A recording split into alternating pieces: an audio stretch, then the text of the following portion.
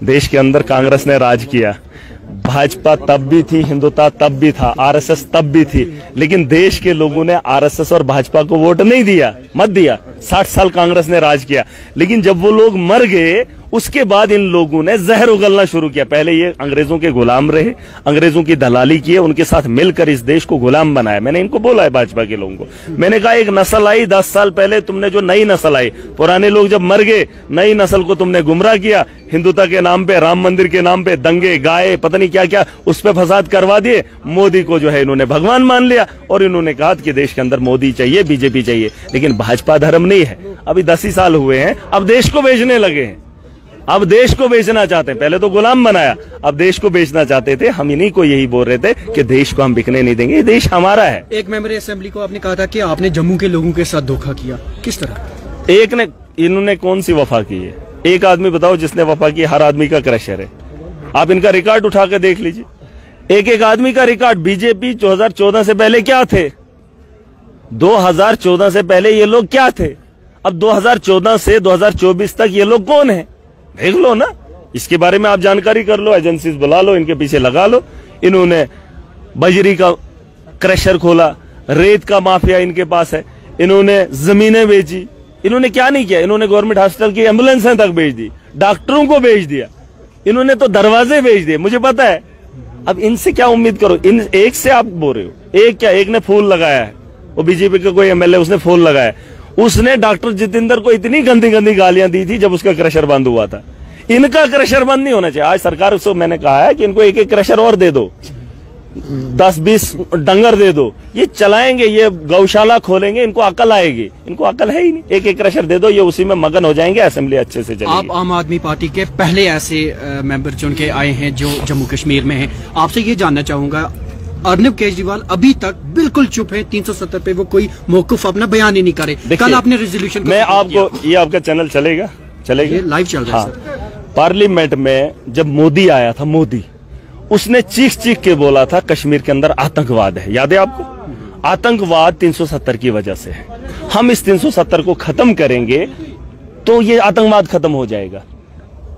370 की वजह से वहां के नौजवानों को रोजगार नहीं मिल पा रहा है, 370 की वजह से वहां पे डेवलपमेंट नहीं हो पा रही है, यही बातें हुई थी, यही बात हुई थी।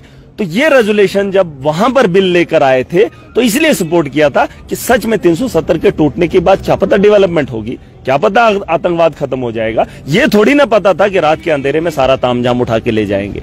अब ये तो अच्छी बात है, जब देखिए एनसी ने अच्छी बात की, मैं तो उनके साथ हूं। इलेक्शन के अंदर मैं उनके खिलाफ था, कल पीडीपी ने बिल लाया, मैं उनके खिलाफ, क्योंकि वो गलत लोग ला रहे थे। मैंने उसी दिन कहा था, पहले दिन, कि अगर एनसी को मैंडेट मिला है तो एनसी बात करे, अगर एनसी बिल लेकर आएगी हम उनके साथ हैं। आज जब एनसी ने परसों लाया तो हम उनके साथ, हम मुखालिफ नहीं है, लेकिन कोई जमात लेकर आए। उस वक्त देश के अंदर मोदी का शासन था, उसने दुनिया को बताया कि 370 की वजह से वहां पर आतंकवाद है, वहां पर बेरोजगारी है, वहां पर ये है, ये है। अब वो सारी चीजें नहीं है, वो आतंकवाद फिर भी है, नहीं खत्म हो पाया। अब हम सिक्योरिटी चाहते हैं, तब भी सिक्योरिटी थी, अब भी सिक्योरिटी है, वरना 370 था क्या ही था। फौज तो तब भी थी, क्वार्टर तो तब भी थे, आईएएस तो तब भी थे, बड़े बड़े कमिश्नर सेक्रेटरी तब भी बाहर के थे। देखिए ये चीजें आपको समझनी पड़ेंगी। और जब हमने वोट दिया था तो इस उम्मीद से कि जम्मू कश्मीर बेहतरी की ओर चलेगा।